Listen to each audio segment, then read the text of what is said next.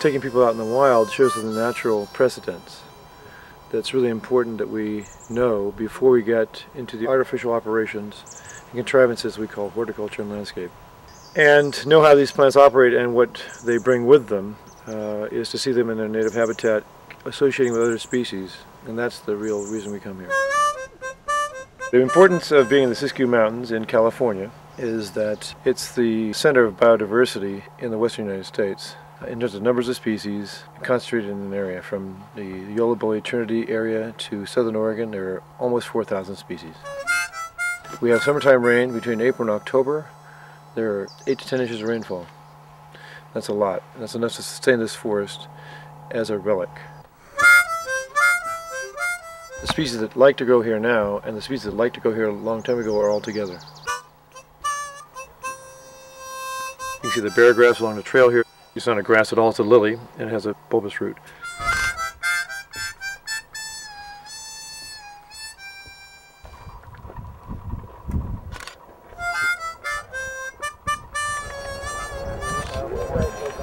So hopefully you've seen these Lewisia leanas before, but if you haven't, what makes these particularly exceptional is that they're a well-branched, well-spaced group of flowers versus cotyledon, which is condensed. And rock gardens are special situations that we like because there's a dominance of inert in the rock, and it's not yet soil. And the plants that inhabit them are special, small, tufty, cushiony plants with a high flower to leaf ratio. Now if you're trying to recreate a montane type of rock garden, you're going to have to think about the fact that the montane rock garden exists in a zone where the oxygen level in the air is less. Therefore it heats up less, so it's cooler year-round. There'll probably be snow on it in the winter, and there'll be some summer rains. These are all things you don't have if you're back in the Bay Area of California. So you've got to think about the angle of the slope and which direction you want to face. So the exposure is critical. You need to recreate the climate as well as the substrate. People need to visit the rock gardens to see the, in fact, rock ferns and succulents and small members of the mustard family, lots of grasses and a plethora of daisies grow together. I've been coming unfiltered to the Stu Winchester for in excess of 10 years.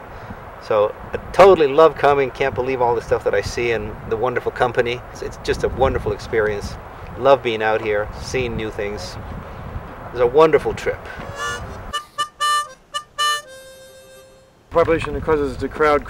We have smaller yards. We don't need big plants, so here's your oak tree. Put it in a pot. That's stunning, and that's a gorgeous plant. We like dogwoods because the bracts last longer than petals would. As a direct result, they seem to be in flower for quite some time, given the fact they're forest trees. So in your garden, dogwoods like a little more water, say? A little more water, but again, that's the mycorrhiza, that soil. It's the soil. It's you know, I would still make as much a setting as I can with soils that were better drained, more oxygen potent, and had a lot of organic material. So if you look at it, it's actually granular. You couldn't do this with clay soil. This is gritty. Clay soil would be sticky, and here's, of course, it's full of rock.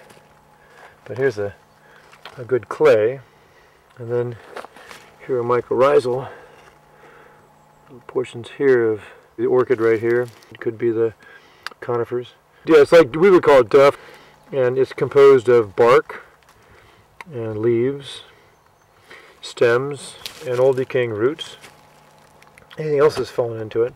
The whole notion of this is as a setting for plants is also a setting for us, which is nice. It's this is a, but that you know,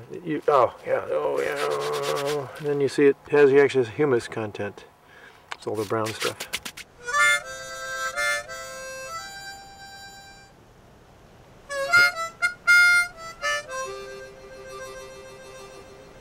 Stu Winchester bring us to places where not many people go, lots of wilderness, and that's where you really find beautiful trees. And I do get inspiration from these, looking at these trees.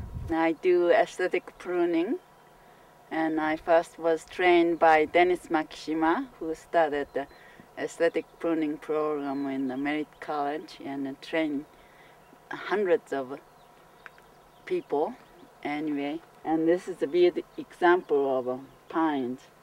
The way trees started going slanting. In Japan, they imitate or recreate what you see in the mountains and in the nature.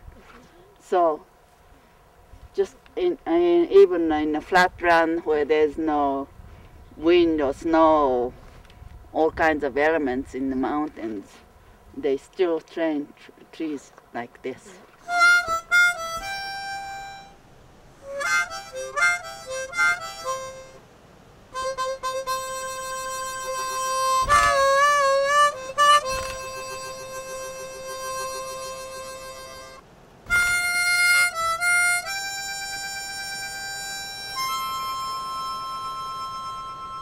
These have no domestication at all. These are totally wild. They don't make a jump right into a nursery pot into your garden.